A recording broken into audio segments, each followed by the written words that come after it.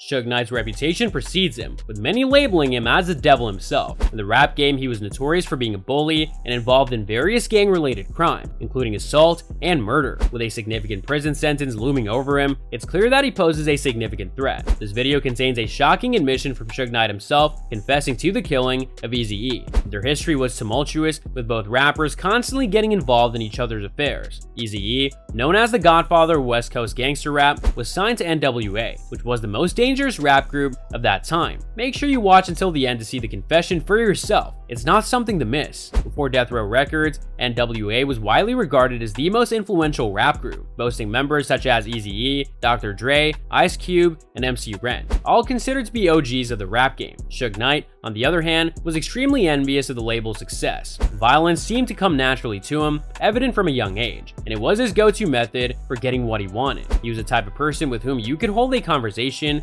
but he also infamously made someone drink urine, a clear indication of his ruthless nature. Suge Knight coveted what Eazy-E had, a record label that was both feared and merciless. His ultimate goal was to sign Dr. Dre, who was widely recognized as the pinnacle of the rap game at that time. However, at the time, Suge was just a well-known gangster with no significant assets to his name. Going after Eazy-E was a risky move because he had powerful connections with some mafia gangs and could move through the hood without any repercussion. As infamous as Suge was, he surely didn't want to end up 6 feet under the ground. The feud between Suge Knight and Eazy-E began during NWA's split. Dr. Dre had sent Suge to investigate Eazy-E's finances because he suspected that NWA's manager, Jerry Heller, was only looking out for Eazy-E's best interests and neglecting the rest of the group. Suge had already established his own record label, Death Row Records, and was searching for rappers to propel it to success. This led him to confront Eazy-E at a recording studio, demanding that he sign a contract with Death Row. At first, Eazy-E refused to give in. However, Suge then claimed that he had already kidnapped Jerry Heller and was holding him captive in a van. Despite this ruthless tactic, Eazy-E remained steadfast and refused to budge. As you may already know, the next chapter in the story involves Suge and his accomplices viciously beating Eazy-E to the point where he would never forget the ordeal. To add insult to injury, Suge brandished a piece of paper with Eazy-E's mother's address and threatened him by saying, "I know where your mama stays." Despite being an indomitable force in the rap industry, Eazy-E had no choice but to give in and allow Dr. Dre to leave NWA. Suge then went on to establish Death Row Records, which eventually became the most influential record label in rap history, with Snoop Dogg and Tupac as its star signings. It's easy to see why Suge was dubbed the devil during that time period, but Eazy-E was not going to let everything fall apart without a fight. In an interview with UGS Radios, Eazy-E made it clear that he was coming for everyone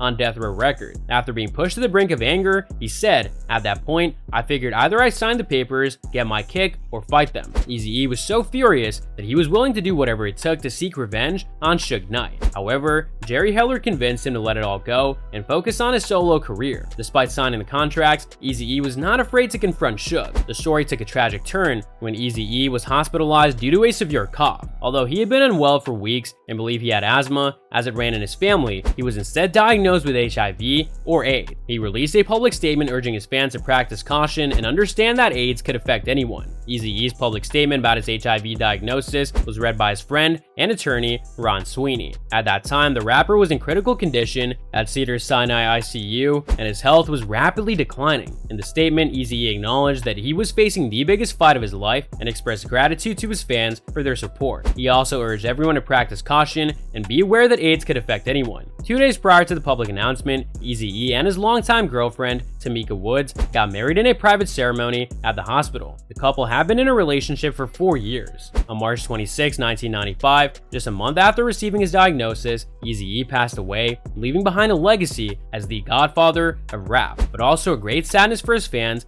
Suge Knight, in a controversial move, later admitted to injecting Eazy-E with the virus, claiming it was revenge for their past conflict. However, many were left confused by the suddenness of Eazy-E's death, as he had shown no signs or symptoms prior, and even his family members tested negative for HIV. This led to widespread rumors and conspiracy theorists that Eazy-E was targeted and murdered by other rappers who saw him as a threat to their success. It was a tragic and confusing time for the rap community and fans alike. So that's all for today's video. If you enjoyed it, remember to leave a like, subscribe, and ring that bell icon so that you never miss our upcoming videos. And don't forget to share your thoughts in the comments section down below. Stay tuned, and we'll catch you in the next video.